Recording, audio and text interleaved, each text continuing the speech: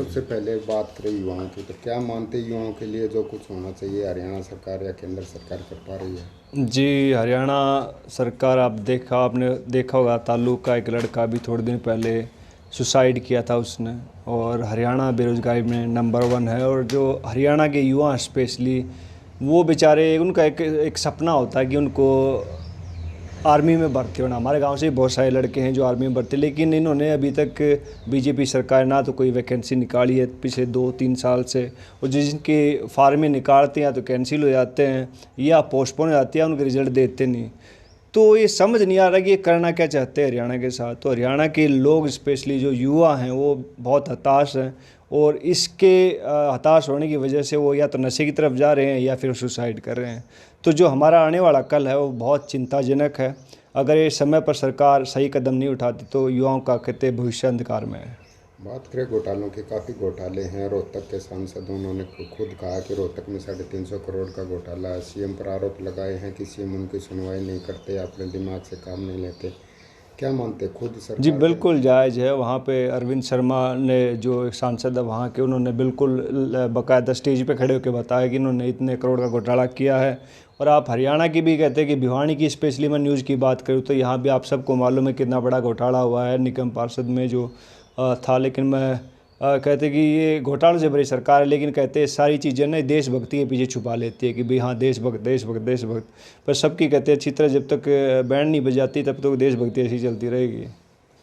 क्या कहेंगे, किस प्रकार से हरियाणा में सुधार हो सकता है? आम आदमी पार्टी वो भी सक्रिय है, दूसरी पार्टियां वो भी सक्रिय है। 29 तारीख को तीनों पार्टियों की जो बड़ी पार्टियां उनकी रैली होने वाली है। तो क्या मानते हैं चुनावी मोड में है हरियाणा?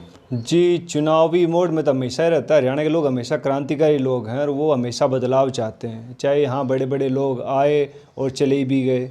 लेकिन हरियाणा कहते हैं तब भी यही था और आगे भी ऐसे रहेगा। लेकिन रही बात, अगर जो सरकार ने आपका काम किया है, जो आपके बच्चों के लिए काम किया है, जिसने स्पोर्ट्स के लिए काम किया है, जिसने एजुकेशन पे काम किया है, वो सिर्फ है सिर्फ कांग्रेस पार्टी है। और कांग्रेस पार्टी ने ही कहते कि नंबर 1 हरियाणा बनाया था, उसके बाद बीजेपी ने तोड़ कर उसको हरियाणा एक, हरियाणवी एक, पता नहीं क्या क्या बना दिया। तो सबसे बड़ा दुर्भाग्य हमारे क्या मानते क्षेत्र हैं का। कांग्रेस ने काम किया तो इतने सालों से बैकफुट पे है कांग्रेस?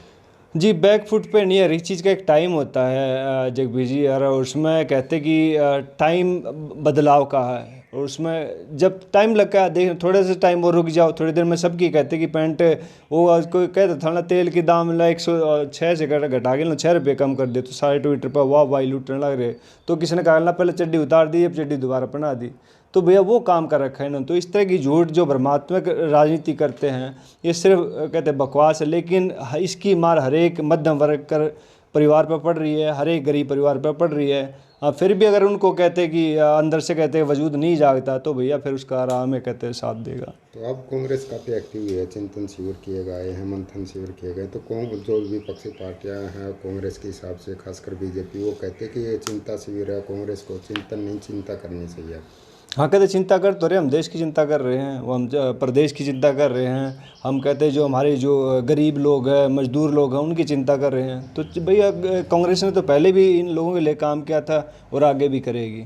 लोग कहते हैं कि वैक्सीन के ऊपर ढिंढोरा पीटना, फ्री फ्री फ्री। भाई पोलियो की दवाई भी तुम्हारी फ्री में मिली थी, खसरे की दवाई थी वो भी फ्री में मिली थी। तो सारी चीज़ें फ्री में थी। लेकिन ये हर एक चीज़ को ना वो जो मीडिया काबू में कर ले तो भाई पूरा देश काबू में हो जाए, तो वो कर रखा है इन्होंने, ठीक है। तो अब कांग्रेस में कहा जा रहा है राहुल गांधी की तरफ से कि ज़्यादातर 50 से ज़्यादा के युवा होंगे, यानी कि 50 से कम की उम्र के नेता होंगे 50%।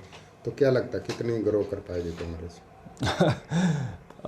टाइम लगेगा, लेकिन हमारी पार्टी मजबूत है। और राहुल प्रियंका में और सोनिया जी में कोई कमी नहीं। लेकिन वो कई लोग नेता हैं जो कहते हैं जिनका चैम्बर में उनका जो ऑफिस है बिल्कुल हमेशा वैसा वैसा ही रहता है, तो उनको हटाना पड़ेगा तब, अदरवाइज़ तो फिर कांग्रेस का थोड़ा सा प्रॉब्लम होगी। तो एक चर्चा चली थी कि विजेंद्र सिंह आम आदमी पार्टी में जाएंगे, सीएम की ऑफर आई है।